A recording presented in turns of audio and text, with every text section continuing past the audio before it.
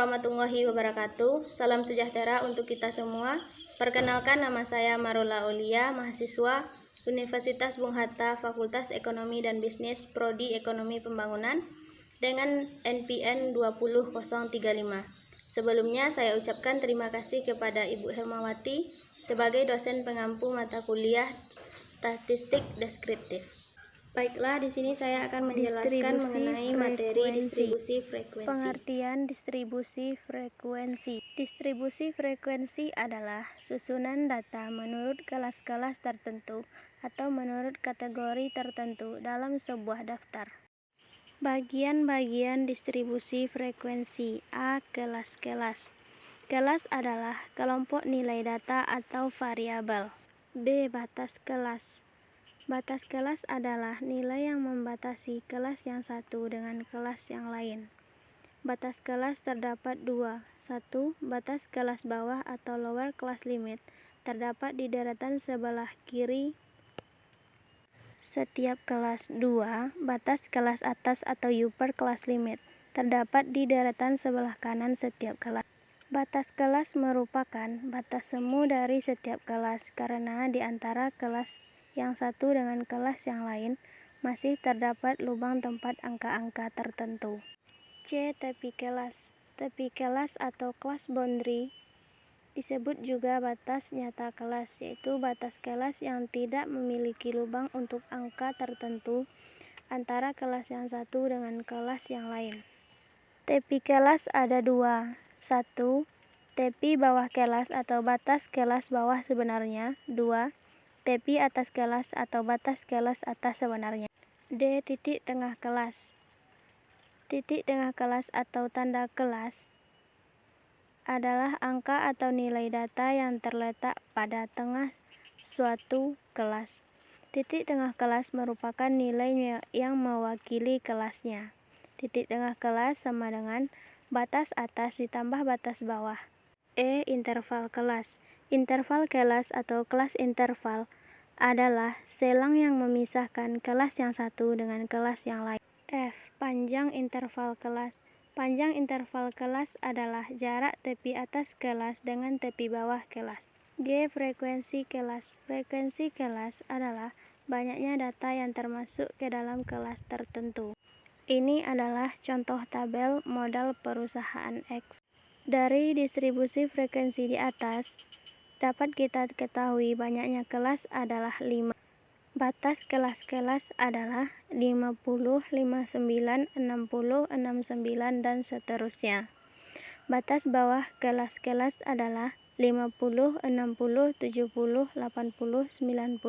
Batas atas kelas-kelas adalah 59, 69, 79, 89, dan 99. Batas nyata kelas-kelas adalah 49,5, 59,5, 69,5, 79,5. Tepi bawah kelas-kelas adalah 49,5, 59,5, dan seterusnya. Tepi atas kelas-kelas adalah 59,5, 69,5, dan seterusnya. Titik tengah kelas-kelas adalah 54,5, 64,5, dan seterusnya. Interval kelas-kelas adalah 50 sampai 59, 60 sampai 69, dan seterusnya. Panjang interval kelas-kelas masing-masing 10. Frekuensi kelas-kelas adalah 16, 32, 20, 17, dan 15. Penyusunan data frekuensi. Distribusi frekuensi dapat dibuat dengan mengikuti pedoman berikut. 1. Mengurutkan data dari yang terkecil ke terbesar. 2. Menentukan jangkauan atau range dari data. Rumusnya, jangkauan sama dengan data terbesar dikurang data terkecil. 3. Menentukan banyaknya kelas atau K. Banyaknya kelas ditentukan dengan rumus Char-Gas. K sama dengan 1 ditambah 3,3 log N.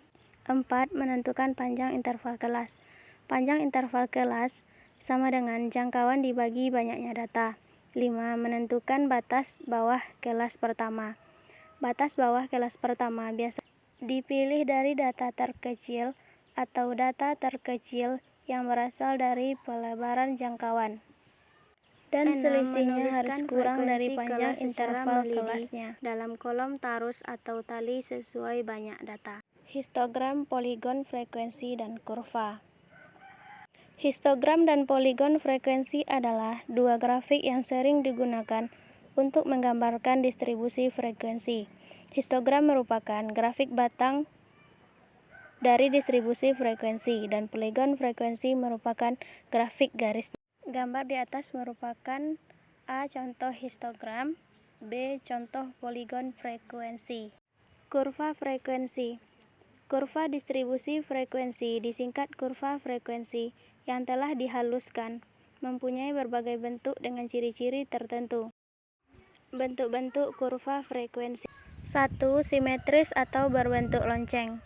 Ciri-cirinya ialah nilai variabel di samping kiri dan kanan yang berjarak sama terhadap titik tengah, mempunyai frekuensi yang sama. Bentuk kurva simetris sering dijumpai dalam distribusi bermacam-macam variabel, karena itu dinamakan distribusi normal. 2. Tidak simetris atau condong. Ciri-cirinya ialah ekor kurva yang satu panjang dari ekor kurva yang lainnya. Jika ekor kurva lebih panjang, berada di sebelah kanan kurva disebut kurva condong ke kanan. Sebaliknya disebut condong ke kiri. 3. Bentuk J atau J terbalik. Ciri-cirinya ialah salah satu nilai ujung kurva memiliki frekuensi maksimum.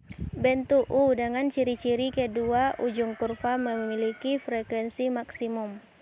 Selanjutnya, bimodal dengan ciri-ciri mempunyai dua maksimal. Selanjutnya, multimodal dengan ciri-ciri mempunyai lebih dari dua maksimal.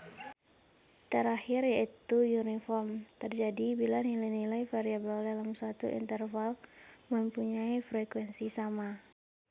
Selanjutnya, jenis-jenis distribusi frekuensi. Berdasarkan kriteria tertentu, distribusi frekuensi dapat dibedakan atas 3 jenis.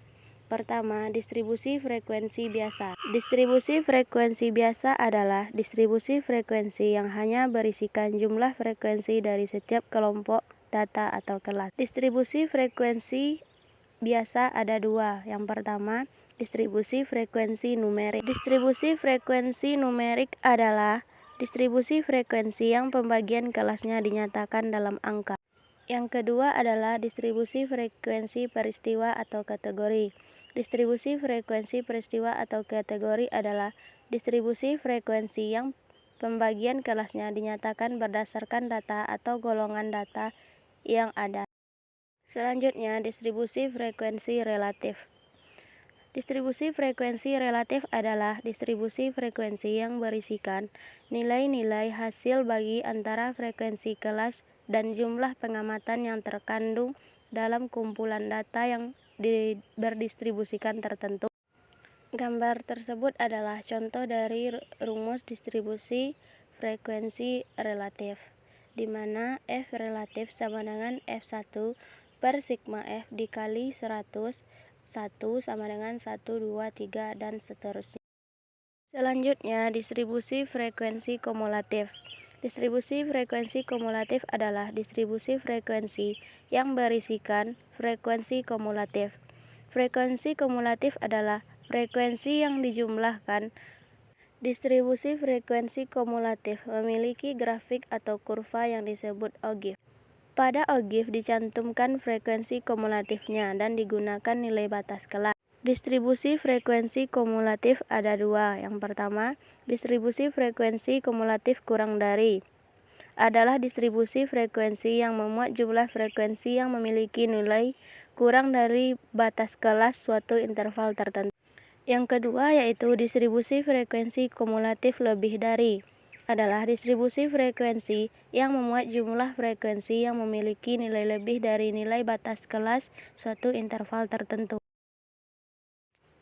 Gambar di atas adalah contoh tabel distribusi frekuensi kumulatif kurang dari. Gambar yang kedua adalah contoh kurva distribusi frekuensi kumulatif kurang dari.